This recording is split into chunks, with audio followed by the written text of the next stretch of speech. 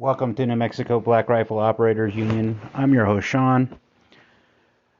Tonight, I was thinking about all the political stuff that's going on. It sucks. And it just sucks because we keep having to come back to this. There's all kinds of cool stuff. I love seeing the new stuff that I'm on YouTube and on Rumble that are showing the Moe's and the Gaunt stuff. I call it the garbage rod for a good reason.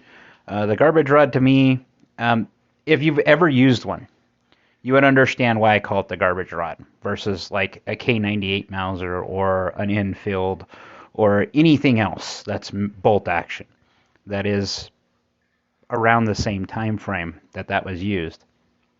It's still being deployed, still stacking bodies. But I was thinking about something different, and it just came up right as I got ready to press record for this.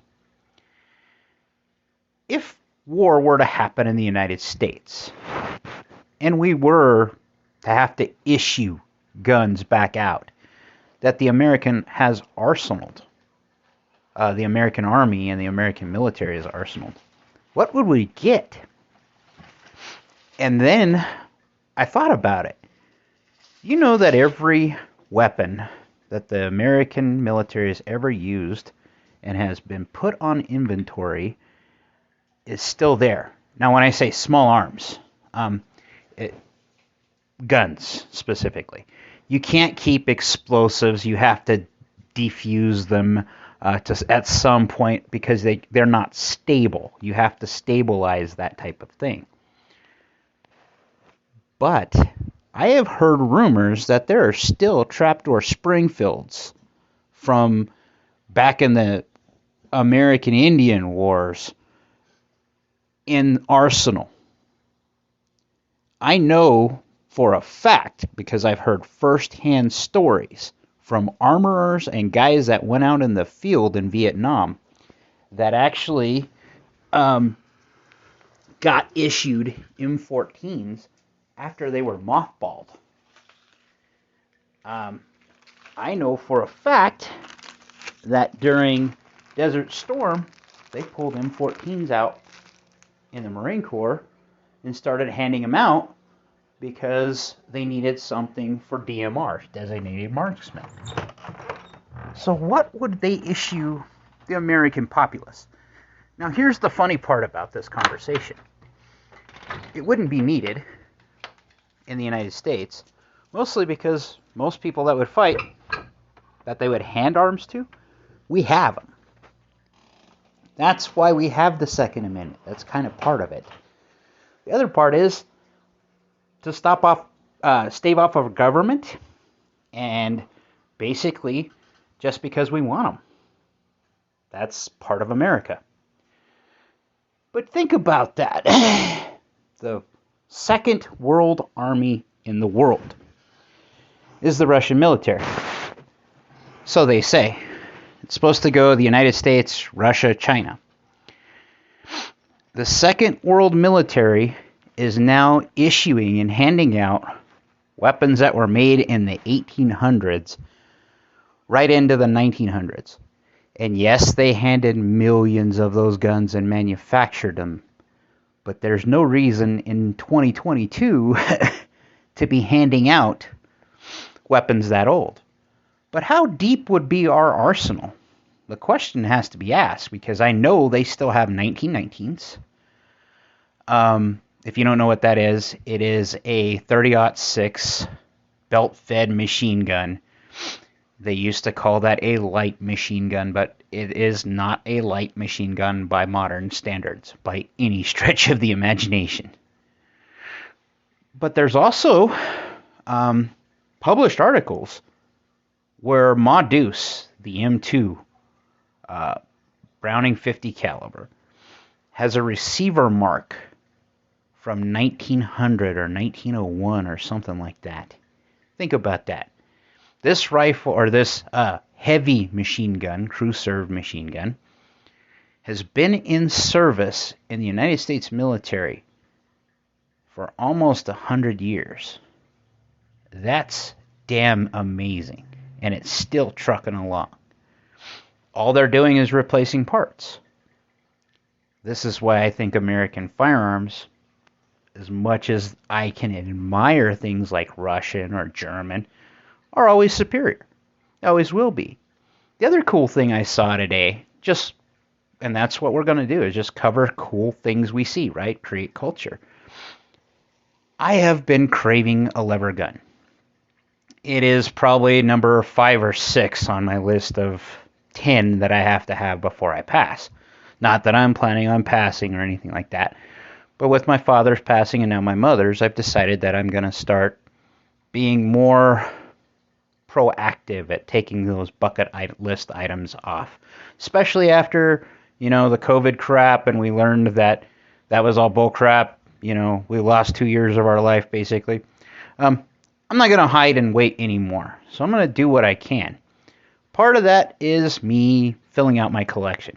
Just because I want it doesn't mean I need it. It's because I want it. This is stuff I want to have because I want it to, I want it for one, but I want it because it's kind of like an archival piece for me.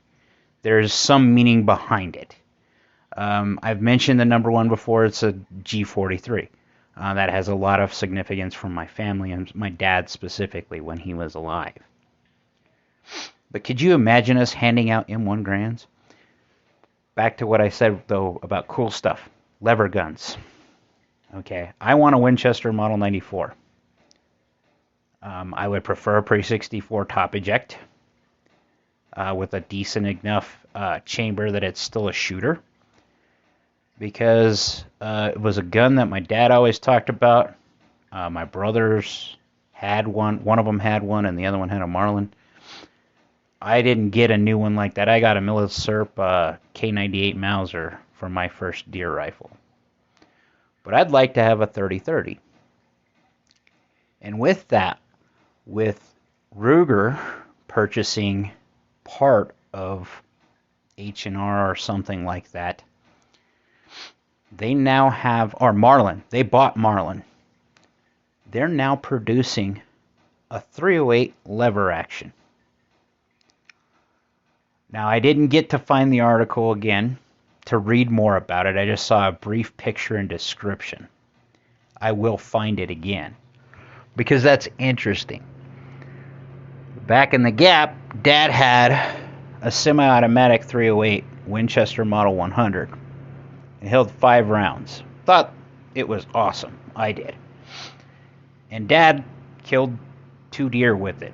It was a good gun. Then there was a recall. And what the recall was that Winchester had overheat treated some of the firing pins. And they were breaking off in the face of the bolts. And it was causing the guns to fire out of battery with a 308 cartridge. That's bad. So Dad got rid of the gun, but they're very collectible, especially if you had the original firing pin, whether it broke or not. Well, where I'm going with that is they had the same model gun. Instead of a semi-automatic, they had in a lever action Winchester Model 88 in a 308 or a 243. And this reminded me, this Marlin that they're going to be releasing, reminded me of that sort of, except for it looked more like a classic lever gun. It looked like it had a tube magazine instead of a magazine. One of them did, and the other one actually had a magazine. And that's what made me snap so much thinking about the Model 88. Is the Model 88 and the Model 100 had the same magazine.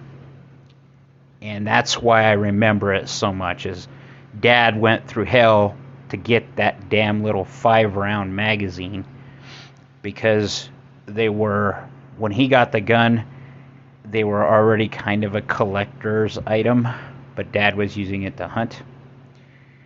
And then we talked to a gunsmith, and the gunsmith says, "Oh, that's not a problem. Just find you a Model 88. Those were more popular." And I remember Dad finding a Model 88 magazine, and damned if it didn't fit in the gun. So that was back when there was no thing as magazine compatibility across multiple platforms. How many rifles, bolt guns, lever guns, take the standard AR magazine? And now that they've standardized on the 308 pattern magazine, the DPMS pattern, it's now standardized in AR-10s, and bolt action guns use the AR-10 pattern magazines for the 6.5 and the 308. And now Bergara is yet again standardized magazines, and it looks like they've even standardized one for Magnum calibers. Now, why is that cool? Think about it. You're shooting PRS or you're shooting bench. Sorry. How cool would it be to have that magazine when you're shooting off of a bench, or when you're hunting and you're, maybe it only holds 3, maybe it holds 5, maybe it holds 10 for a Magnum. That's kind of cool. Maybe they can cut out some of the weight of the Magnum rifles, but keep the recoil tameable with all the new technology, and you end up with these ultra-light, long-range mountain rifles for hunting elk and deer. So there's a lot of cool innovation coming out, but it's coming out in weird places. And I say weird places. How many times can we see the same Glock pistol before we say, well, it's a Glock? You can cut things on the fore end of the slide. You can cut them in the back. It doesn't matter. You can add ambi controls. You can not. It's a Glock. Okay? Then you look at SIG. What's SIG doing? Not only do they make the classics from the Glock era, like the P229 and the P228 and the P226, they make the P320, the P365. So they're making striker-fired pistols, but they're innovative. They take their magazine design and they modify it so you end up with the P365. Something a little bit bigger, maybe, in length, and when I say grip length, not anywhere else, of a Glock 26, but 3/4 of the width, so it doesn't print as much, and 2 or 3 rounds more capacity. That's innovative, especially for concealed carry. Then you look at PSA. PSA has the 5.7 Rock pistol, and according to every review I see, it is the 5.7 pistol to buy. It blows Rugers away, it blows FNs away, and it's cheaper. And it has new innovative features like the RMR cut, has ambidextrous controls, I think, and is a more modern pistol. Where, cool, you've spent a lot of money for an FN. I like FN, don't get me wrong, but I don't own any of their stuff because, holy crap, they're proud of it. But their pistol seems cool. Then you find out the Rock does everything that one does, except the weird magazine that we may or may not be able to get in the near future for that FN pistol.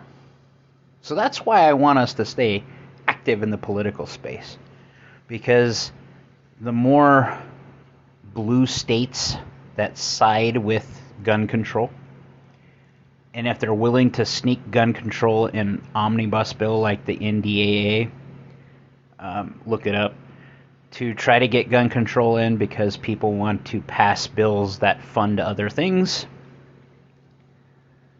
they're willing to do it anytime, anywhere. And if you're in a blue state like New Mexico, it kind of has to be something on your radar if you want to keep New Mexico tactical. And I do.